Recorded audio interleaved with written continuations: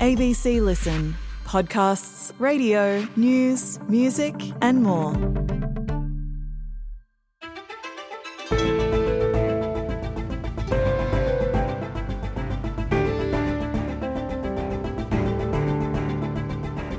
For decades, music festivals have been a big deal, attracting millions of revellers.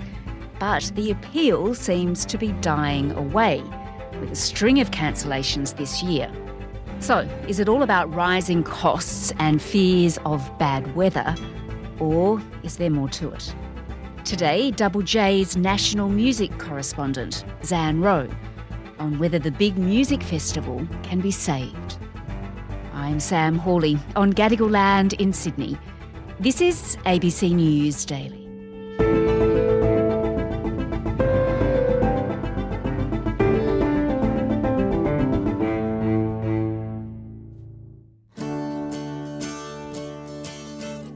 Zan, music festivals, they've been around for a while. I'm thinking way back to Woodstock. Yeah, 100%, 1969, what a time.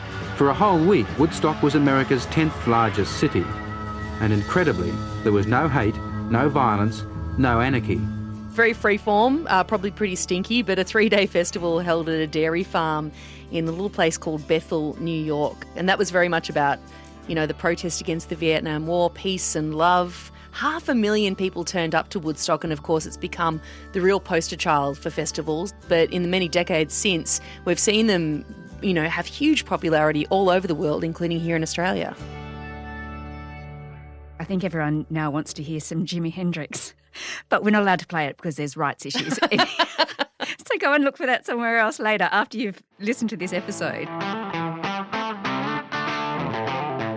As you say, it was just a concept that took off around the world, including here in Australia, right? Yeah, around the same sort of time, again, the same sort of scene, the rise of counterculture. In the 1970s, Sunburn was a real landmark moment, that huge festival that happened just outside of Melbourne in Victoria. The pop festival, the largest that Australia's yet seen, is only a day old, with 2 more days to run. Whether it will continue to echo the sentiments of the crowd, who are using the phrase peace and love more often than the more normal how you going, mate, remains to be seen. But I think the worst thing that could possibly happen here would be a very bad case of sunburn. And of course the Urimbah Festival at New South Wales Central Coast as well. So that want for a gathering of people, for lots of bands on a stage, for that real discovery of music, but also, in many ways, discovery of yourself and connection with people that were like you, was sowed very early on with the festival scene.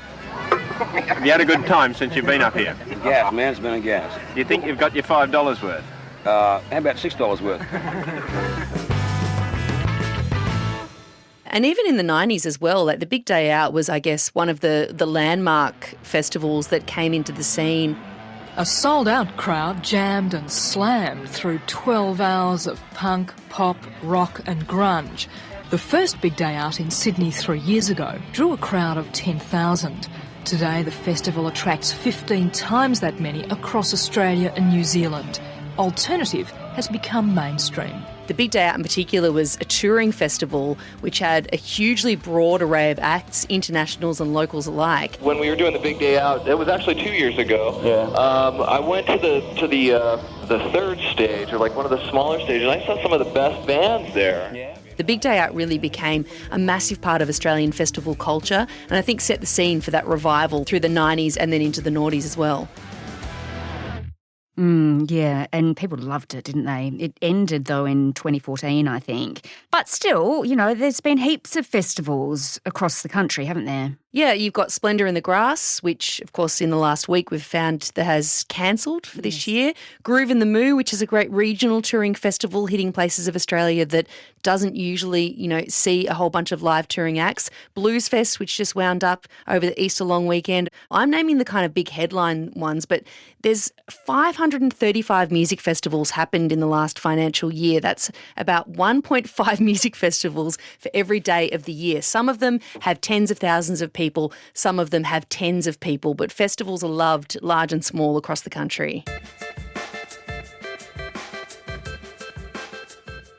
I'm gathering that you've been to a few, Zan. Yes, I love festivals. I grew up in festivals, and this is, it's really shaped my gig-going life. It's a chance for discovery, and I can't tell you how many times, Sam, I've gone along to a festival and I've wandered past a stage and seen someone that I had no idea even existed, haven't even heard any buzz on, and then that band takes off. This is what happens at festivals. These are kind of the opportunities, not just for audiences, but of course for the bands and particularly Australian musicians that don't necessarily get to play to such a huge amount of people. And all of a sudden that 2 p.m. spot at the big day out or at the Falls Festival on the smaller stage gets them a whole breed of new fans. And it's been a great part of my life. It can get a bit muddy sometimes, but that's part of the fun, right? We're all in it together, and I think there's something you feel a great sense of achievement when you've survived a festival that's had some inclement weather, that's for sure. Exactly. Great fun. Okay, but the sad news is, of course, that it's really tough for festivals right now, and some of the biggest events, as you mentioned, Splendor in the Grass, for instance, are really having to pull the pin now. They're having to cancel. Tickets were still available to buy on the festival's website this afternoon until organisers issued this statement. With a heavy heart, we're announcing the cancellation of Splendor in the Grass 2024. Due to unexpected events, we'll be taking the year off. Yeah, and Splendor in the Grass was, I think, a shock for many, and coming off the back of a handful of festival cancellations. Groove in the Moo cancelled recently. A number of festivals have rested, they've said, for this year and are going to try and come back in 2025 even stronger. But Splendor cancelling a week after tickets went on sale was a real shock for the industry, because this is known as one of the most successful festivals, which has up until recently been selling out in record time, and of course had Kylie Minogue as the headline act on the Friday night, among a handful of other big names as well. Let's unpack further what's actually going on here and why these festivals just can't seem to keep afloat. But first, just explain that Splendor in the Grass issue a bit more for me, because as you said, Kylie Minogue was signed up. She's a huge deal. And tickets had only been on sale for a week. So what was the rush to cancel it? Why couldn't they just wait a bit longer for people to actually, save up some money and buy the tickets? This is a really good question, and I think something that a lot of people are confused by. So that first week, that first moment of selling tickets, if they don't see people coming out of the gates and buying early, then that's a really reliable indicator of how that will continue. And the organisers need to know that it's going to sell well, because putting on a festival is a huge cost and a massive risk. The only way you can recoup those funds is by selling tickets. And of course, we've seen the cost of living crisis affect everyone. So that sort of $500 ticket price, add to that accommodation, food, drink, all the things that you spend over 3 days of living at a festival. And for the audience that they're pitching at, that particularly younger audience, they simply just don't have the money. Yes, I had to work for 8 weeks straight, no food, no water, straight savings just to get here. Cost of living, yeah, the lineup's not the greatest, but I don't know. We came for the experience. So we know, as you've mentioned, this cost of living crisis is really biting, but COVID also played a big part in this, right? Yeah, and we've seen it in our own, I guess, ways that we get around, and literally, the cost of flying has never gone back to those pre-COVID prices. And it's the same, if not worse, for the cost of travel and freighting in the festival industry. It's become so expensive to move things around, people and the huge sets and things that you need in order to put on a festival. And you also have the somewhat weak Australian dollar, particularly against the greenback, where if you want to get those big international headliners, you're doing that with paying a 64 cent to the American dollar price. So you're having to pay 30 to 40% more than you would have in agency fees to an international act. These artists come for a long way, have to pay a lot of money to get here, and of course the promoters need to fork out a lot of money to convince them to come all the way to Australia, which is quite isolated and quite a small population, and a population that increasingly is finding it hard to support such a huge amount of different acts.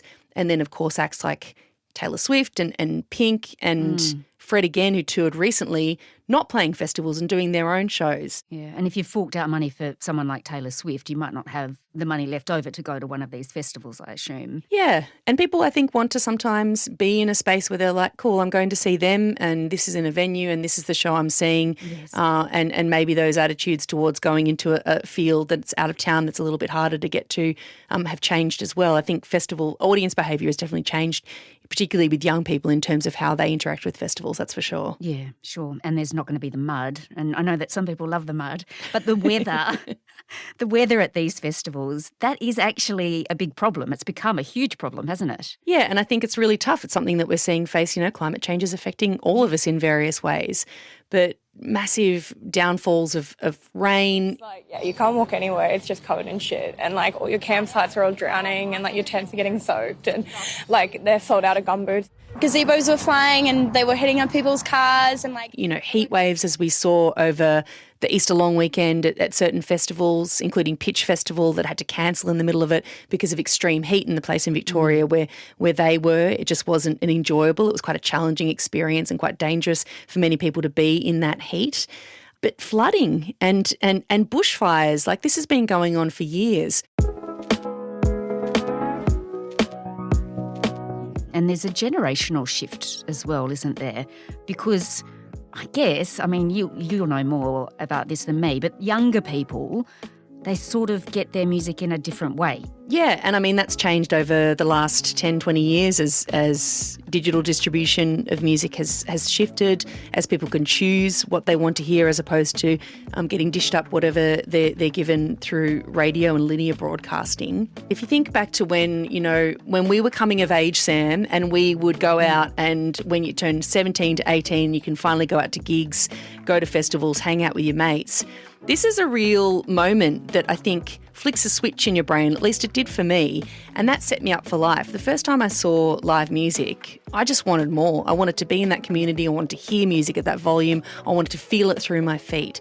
And that set me up as a festival goer and a live music lover. And for those who have been stuck at home, that switch may never be flicked. That might change a whole generation's connection to live music and to festival culture.